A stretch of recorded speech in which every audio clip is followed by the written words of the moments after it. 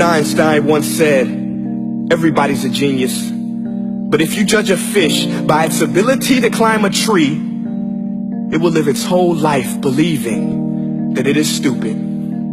Ladies and gentlemen of the jury, today on trial we have modern day schooling. Glad you could come. Not only does he make fish climb trees, but also makes them climb down and do a 10-mile run. Tell me, school, are you proud of the things you've done?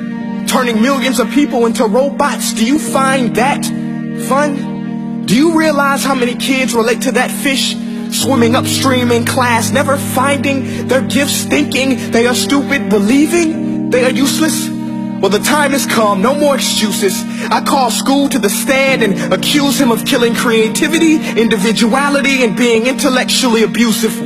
He's an ancient institution that has outlived his usage.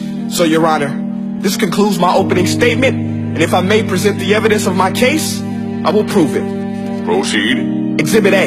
Here's a modern day phone. Recognize it? Here's a phone from 150 years ago. Big difference, right? Stay with me. Here's a car from today, and here's a car from 150 years ago. Big difference, right? Well, get this. Here's a classroom of today, and here's a class we used 150 years ago. Now ain't that a shame? In literally more than a century, nothing has changed. Yet you claim to prepare students for the future? But with evidence like that, I must ask, do you prepare students for the future or the past? I did a background check on you and let the record show that you were made to train people to work in factories, which explains why you put students in straight rows, nice and neat, tell them sit still, raise your hand if you want to speak, give them a short break to eat, and for 8 hours a day tell them what to think. Oh, and make them compete to get an A. A letter which determines product quality, hence grade A of meat. I get it. Back then times were different. We all have a past. I myself am no Gandhi. But today we don't need to make robot zombies. The world has progressed. And now we need people who think creatively, innovatively, critically, independently, with the ability to connect. See, every scientist will tell you that no two brains are the same. And every parent with 2 or more children will confirm that claim.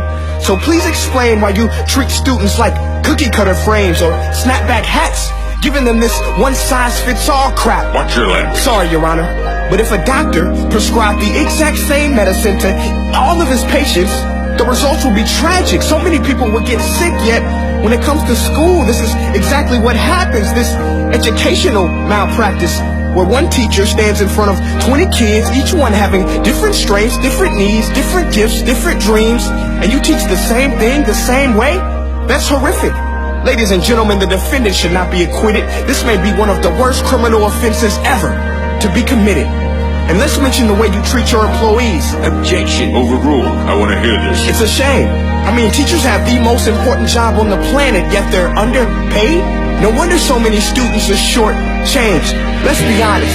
Teachers should earn just as much as doctors, because a doctor can do heart surgery and save the life of a kid.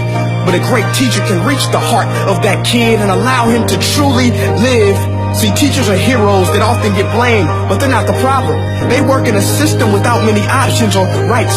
Curriculums are created by policymakers, most of which have never taught a day in their life. Just obsessed with standardized tests. They think bubbling in a multiple choice question will determine success. That's outlandish. In fact, these tests are too cruel to be used and should be abandoned, but don't take my word for it. Take Frederick J. Kelly, the man who invented standardized testing, who said, and I quote, "These tests are too cruel to be used and should be abandoned." Ladies and gentlemen of the jury, if we continue down this road, the results will be lethal. I don't have much faith in school, but I do have faith in people.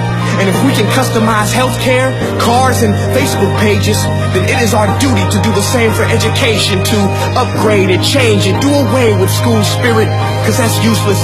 Unless we're working to bring the spirit out of each and every student, that should be our task.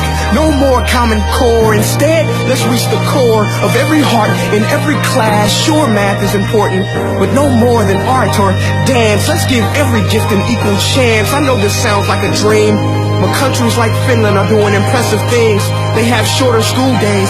Teachers make a decent wage. Homework is non-existent, and they focus on collaboration instead of competition. But here's the kicker, boys and girls. Their educational system outperforms every other country in the world. Other places like Singapore are succeeding rapidly. Schools like Montessori, programs like Khan Academy. There is no single solution, but let's get moving.